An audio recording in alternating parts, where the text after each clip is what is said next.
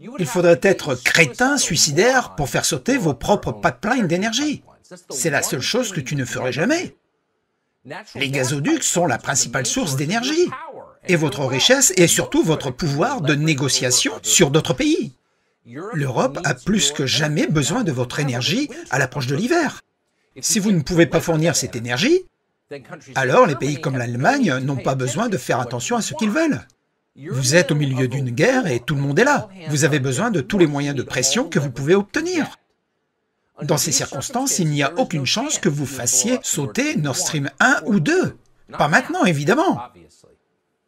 En fait, c'est tellement évident que même si notre célèbre petit secrétaire d'État, Tony Blinken, a semblé reconnaître en sabotant Nord Stream, a-t-il dit, aujourd'hui n'est, je cite, clairement dans l'intérêt de personne. Exact, mais seulement à moitié exact. Il est vrai que faire sauter le Nord Stream n'aide pas Vladimir. Il n'a pas voulu faire ça. Pourquoi le ferait-il? Mais ça ne veut pas dire que les autres pays n'envisageraient pas de le faire. Ils l'envisageraient. Et nous savons qu'ils l'ont envisagé, parce qu'au moins l'un d'entre eux l'a dit en public.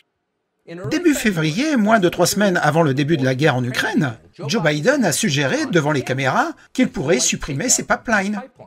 Regardez. Si la Russie envahit, c'est-à-dire si des troupes ou des chars franchissent les frontières de l'Ukraine, encore une fois, alors il n'y aura pas de Nord Stream 2. Nous y mettrons fin. Mais comment feriez-vous cela? Exactement. Puisque le projet est sous le contrôle de l'Allemagne. Je vous promets qu'on le fera. Remarquez la formule. Cela signifie que le président ne formule pas les choses par accident, mais cela signifie lire des cartes. Il n'a pas dit « je vais interrompre la livraison de gaz de la Russie à l'Allemagne ». Il a dit qu'il n'y aura pas de Nord Stream 2. Nous allons y mettre un terme. Nous allons le faire exploser. Comment allez-vous faire, lui a-t-on demandé. Je vous promets que nous serons capables de le faire. Ils ont bien réfléchi. Et pourtant, ceux qui nous regardent, beaucoup, y compris nous, n'ont pas pris au sérieux Biden quand il l'a dit. C'est le président qui a déclaré que le changement climatique était l'urgence la plus urgente de l'histoire du monde. C'est l'homme qui vous fait la leçon sur l'utilisation d'un poêle à bois ou conduire un SUV à cause de ses émissions. C'est le gars qui a dépensé des milliards pour essayer d'atténuer les flatulences des vaches à cause du méthane. Ce type ferait-il vraiment exploser un pipeline de méthane au milieu de la mer Baltique? C'est difficile à imaginer. Ce serait un acte inimaginable, imprudent, irréfléchi. C'est le genre de choses que vous feriez si vous vouliez déclencher une guerre nucléaire. Ça serait de la folie. Et pourtant, ils y pensaient. Et Biden n'était pas la seule personne à suggérer cette éventualité. Victoria Nuland, du département d'État, a dit à peu près la même chose. Nuland est une pom-pom girl de guerre depuis toujours. Elle a travaillé pour provoquer l'invasion de l'Irak et ne s'est jamais excusée, et a continué. Elle a aidé à organiser le coup d'État qui a renversé le gouvernement ukrainien, il y a quelques années. Clairement, elle est capable de tout. Mais le terrorisme environnemental, même pour Victoria Nuland, c'était trop extrême. Et pourtant, elle est là, en janvier. En ce qui concerne Nord Stream 2, nous continuons à avoir des conversations très fortes et claires avec nos alliés allemands, et je veux être clair avec vous aujourd'hui.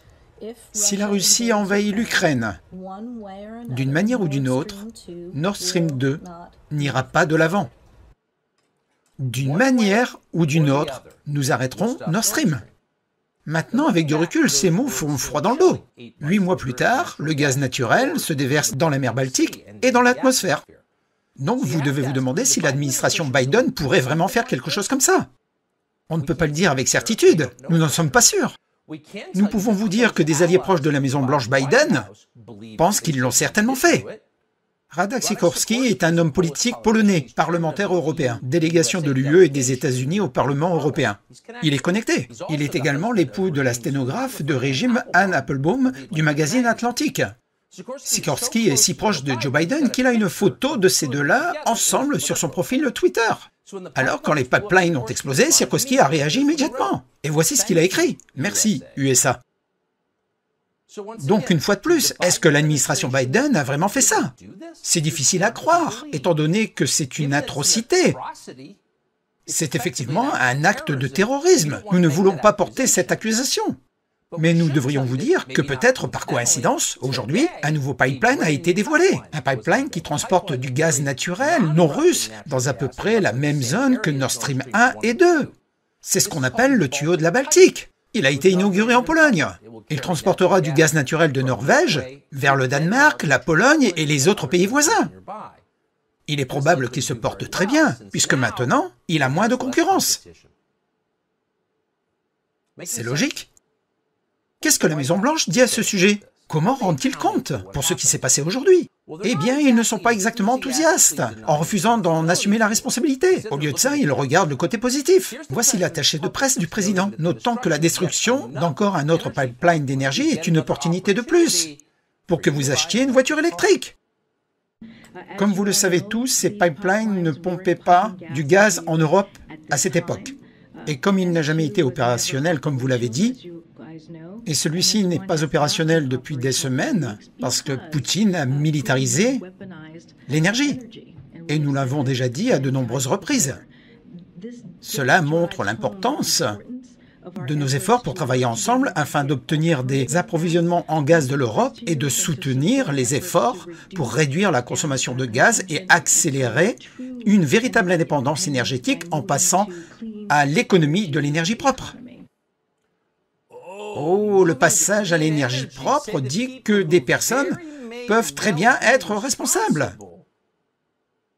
Pour avoir laissé entrer du méthane dans la mer Baltique et dans l'atmosphère à une échelle que la plupart des gens ne peuvent pas imaginer.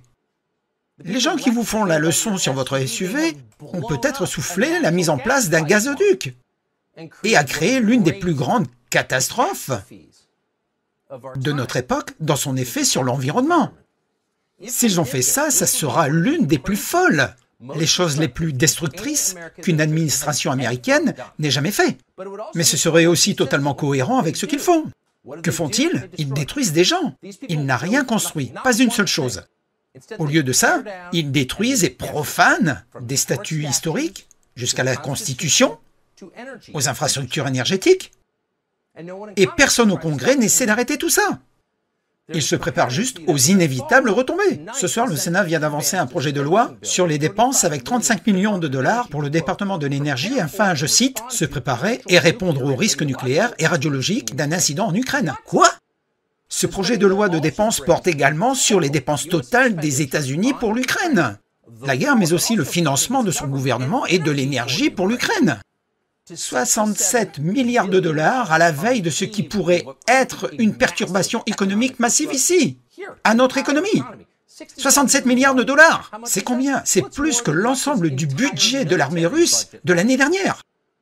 Et on s'attend à ce que le Congrès adopte entièrement le projet de loi plus tard. Cette semaine, les républicains ont acquiescé comme les zombies qu'ils sont. Quel serait l'effet de ceci? Chaque action a une réaction égale et opposée. Faites sauter les pipelines Nord Stream. Ok, nous sommes entrés dans une nouvelle phase, une phase dans laquelle les États-Unis sont directement en guerre avec la plus grande puissance nucléaire du monde. Ça ne veut pas dire qu'on sortira du nucléaire immédiatement, mais ça suggère qu'il pourrait y avoir des conséquences si on fait exploser le pipeline Nord Stream. Pourquoi la Russie ne couperait-elle pas les câbles Internet sous-marins? Que se passerait-il si elle faisait ça? Que se passerait-il si les banques à Londres ne pouvaient pas communiquer avec les banques à New York? Juste ce morceau en laissant de côté les effets potentiels sur notre réseau électrique. Mais disons que les banques ne peuvent pas communiquer entre elles pour une raison. Un jour. Eh bien, l'effet économique que cela serait, nous descendrions en cascade dans votre maison. Nous pourrions avoir un véritable effondrement.